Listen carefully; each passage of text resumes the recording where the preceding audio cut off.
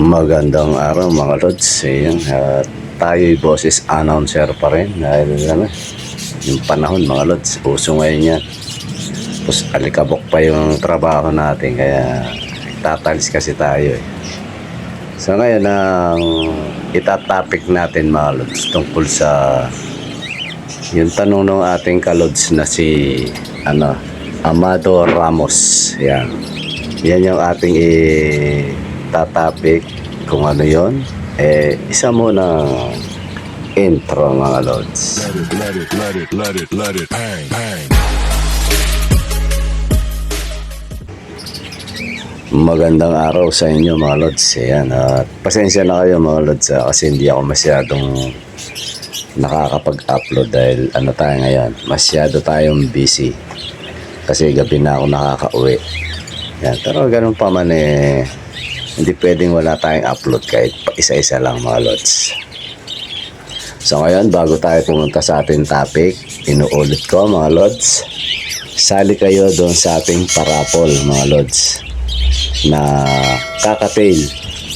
Isang kakatail sa halagang 100 PH. Yan. Tapos ang chance pang mapanalunan, 2 pares na kits. Yan. So, sa 100 mo, 2 beses maiikot yung ruleta.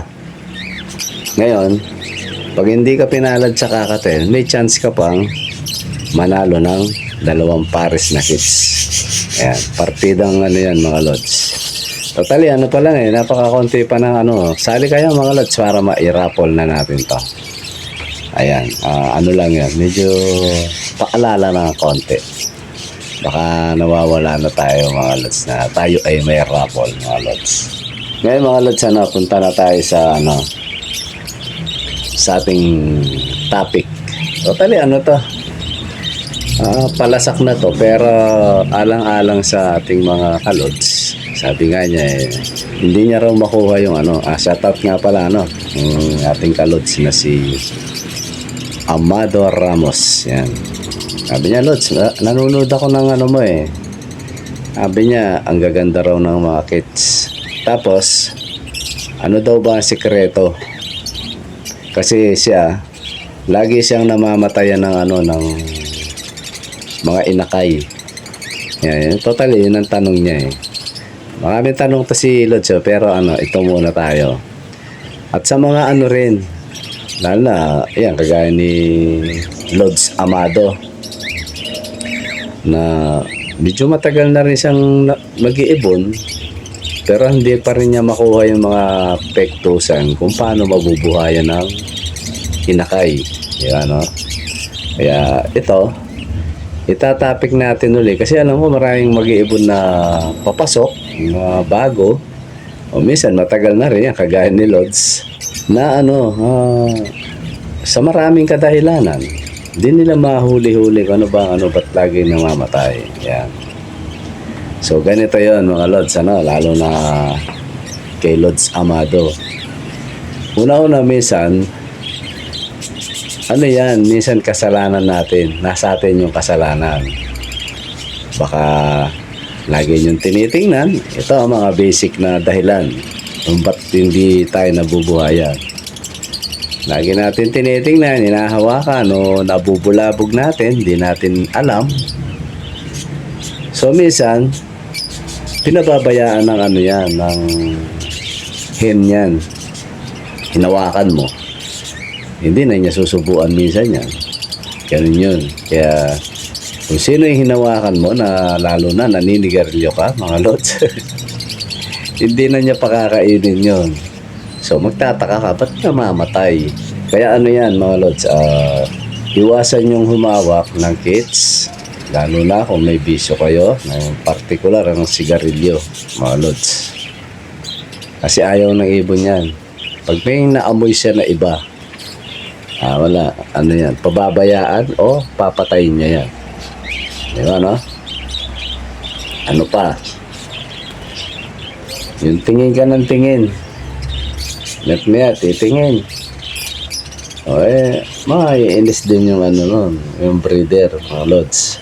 Minsan hinuhulog niya yan, minsan pinapatay niya. Ganun, naiirita sila. Yan yung mga partikular, ano? Ano pa? Napapabayaan natin. Yan, napapabayaan natin. Ba, busy ka sa trabaho. Di ba, no?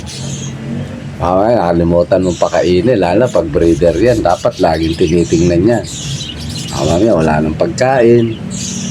O, basta may mga ano yan eh. O yung dapat mong ibigay, di mo na naibibigay. Kasi tandaan niya mga lods, ang ibon, may damdamin din yan. Di ba? Para kagaya natin yan. Nila lang yan eh. May isip din yan. May ano, lalo na yung mga yan. Matatalino yung mga yan. Di ba, no? Alam nila kung napapabayaan mo sila. Di ba, no? Kaya nga minsan nag-a-attempt tumakas yan. Kasi siyempre, gutom na. Alam nila kung okay yung trato mo sa kanila. Di ba, no? Pag mali ang trato mo sa mga yan, ay huwag tayong aasang gaganda yung ano niyan, mga lods. Yung takbo ng, ano, kung nagpaparami ka. Ano yan? Huwag tayong aasa kasi marami nang nagtanong sa akin yan. Bakit lods yung ganito, ganyan? May mga cost. Papabayaan, trabaho. Ang ibon kasi, mga lods, para sa, although alam ng marami to eh. Naghahanap ng ano yan, parang bata, mga lods. Alam mo yung bata, naghahanap ng kalaro. Ganyan yung mga ibon na yan. Eh, dati, nilalaro mo. Yung bandang huli, nabisi ka na, wala na. Eh, ano talaga yan? Huwag tayong aasa kasi baka umilap pa nga yan. Tataka, dating amo na ito, ba't kaya ilap na? Eh kasi, parang kumbaga sa tao, may himig tampo na yun. Diba? Dati ako yung ano, ngayon, wala na. Ganun yun. Kaya, para maiwasan yun, ano yun? Ito, madalas sabihin ng mga marurunong. Pag nag-ibon ka, bigyan mo talaga ng panahon. Kahit busy ka. Ako, tama. Kahit anong busy ka to, nakikiusap ako doon sa pinapasukan ko. Although, ano naman yun? For brotherhood lang yun, ano. Kahit sabihin na lang, maaga ka bukas, brother. Ay, ang punta ko talaga alas 9. Pasok. Although, ano naman, hanggang gabi naman ako. Hanggang binibigyan ko ng ano yun, atensyon. Alam nyo kung ano oras ako nagigising? Minsan alas 5. Pinakatanghali, alas 6. Yan. Yung alas 6 na yon hanggang 8:30. Sa ibon ko yun, mga lods. Yung ibig sabihin, hindi nawawala yung kumbaga sa ugnayan eh. Hindi napuputol. Kasi pag naputol yan, mga ba, pinakain mo lang, sabay alis. Wala. Ano yan? Kaya maraming ano eh. Yan, isa na si Lods, ano? Si, pangalan natin ni Brad, si Amado Ramos, ano? Kasi tawag niya sa akin, brother eh. Ano naman yan? Yun naman talagang tawagan sa mga tao nung araw. Tayo'y magkakapatid. Sa tunay na diwa ng Biblia. Yan. Yan. Balik tayo. Ano yan?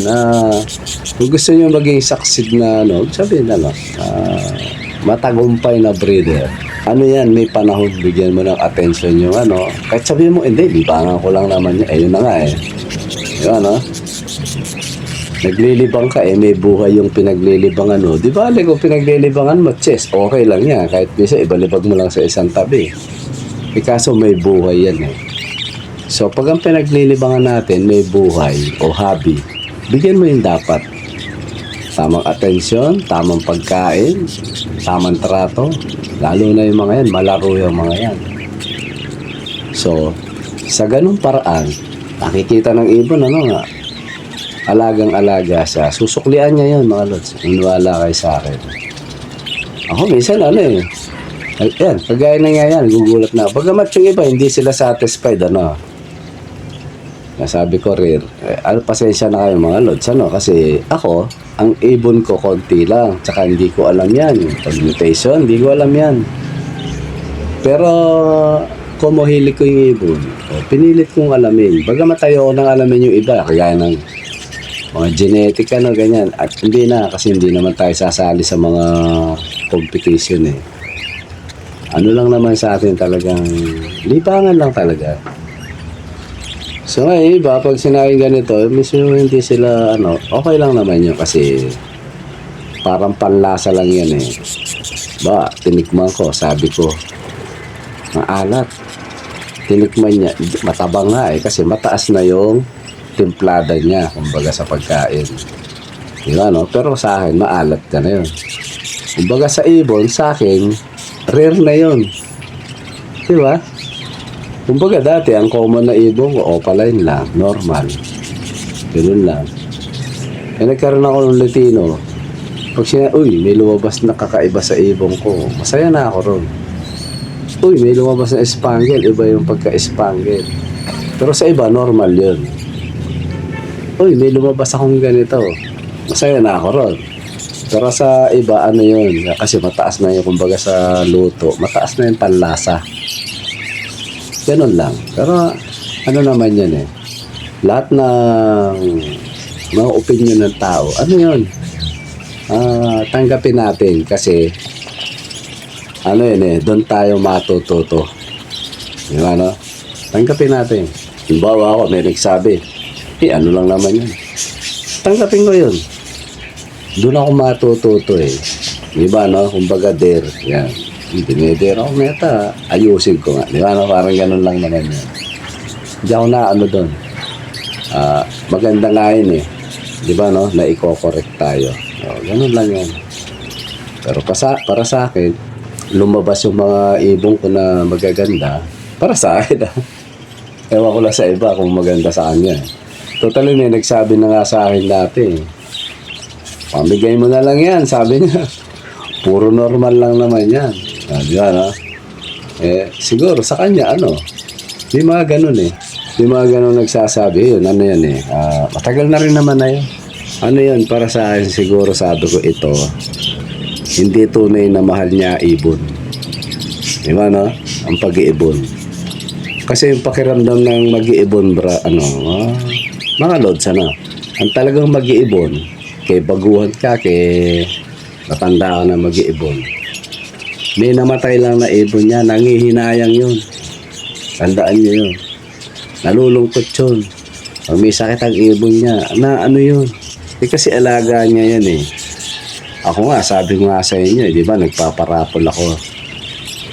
Mas gusto ko pang iparapol na libre. Yan. Kasi nakita ko yung ibon ko namatay. Namatay na ako ng ibon. Isa. Tapos, nagparapol ako 3 pares, libre. Mas masaya ako dun sa nagparapol ako ng libre. Parang binigay ko lang, At least alam ko may mag-aalaga dun. Diba, lalo na kung makakuha talagang mahilig sa ibon. Mas masaya ako ron kesa yung nakita ko yung ibon ko namatay. Nakita mo, patay ka. Nalulungkot ako ron. Ganun yun mga lods. Kaya sa pag-iibon, kanya-kanyang opinion. Although nagbablog tayo, yun, tatanggapin natin yun kasi pumasok tayo sa social media eh. Diba no? Kaya lalo na mga lods pag sa messenger, kaya minsan yun eh, pag may napakapahit na sinasabi, inaano ko na eh. Nire-restrict ko na. Alam mo yung binubuli ka na lang. Binubuli ka na lang eh. Kasi marami. Ito, si Lod sa messenger to eh. Although, siyempre, naman yun. Minsan, pag medyo ganyan na masyado ng below the belt yung ginagawa, yun? Hindi ko na lang pinababayaan ko na lang. Ganun lang naman yung mga lods kasi nasa social media tayo, karapatan ng tao yun. Kumbaga, inopen mo yung Ganun lang yun. Yan. Saan na ba tayo? Andun tayo kay Amado Ramos, kay Lods. Ganun lang, Lods, ang yung gano'n sinabi ko na bigyan mo ng attention, tamang attention. Basta yung mga sinabi ko na, yun yung nasusi. Sabi niya, ba ang sekreto? Happy mo, di ba, Yun yung sekreto. Mahalin mo yung alam mo, mas maigi pa nga ibon eh, minsan kaysa sa babae. Alam nyo ba yun? Kasi ng babae, minahal mo, pagtataksi lang ka pa eh. Di ba, May girlfriend ka, pala 3 boyfriend niya. Ang bihira, di ba, Pero yung mga ibon na yan, pag pinakitaan mo ng pagmamahal, susuklian ka ng mga yan, babait sa'yo. Basta, alam ng mag-iibon yan. Sabi nga nung mag-iibon kahit anong problema ko, sabi niya, pag pumasok ako sa aviary ko, tanggal. Lahat ng stress, alis. Di ba? Totoo yun. Kung mag-iibon ka talaga. Pero pag hindi ka talaga mag-iibon, sasabihin mo lang, pamigay mo na lang yan. Puro normal lang naman yan. Diba na? Kaya iba yung mag-iibon at saka yung nag-ibon lang. Yan. Parang yan nagtatanong at saka tumatanong. Yan. Ganun lang naman yan mga lods. Ayan, sana particular kay pasensya na kayo mga lods kasi panay cut ko kasi inuubo ako Particular kay Amado Ramos. Yan. Yan lods, yun yung Tapos may pa Hindi ko ma-recall yung may mga tanong pa siya Basta yun muna yung Tapos kung may katanungan ka pa lods, yun? Punta ka sa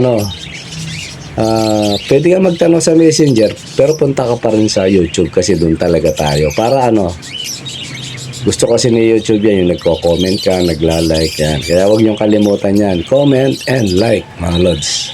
Okay mga lods, siguro hanggang dito muna at ang lating lalamunan masakit na. Okay mga lods, maraming salamat, bye bye.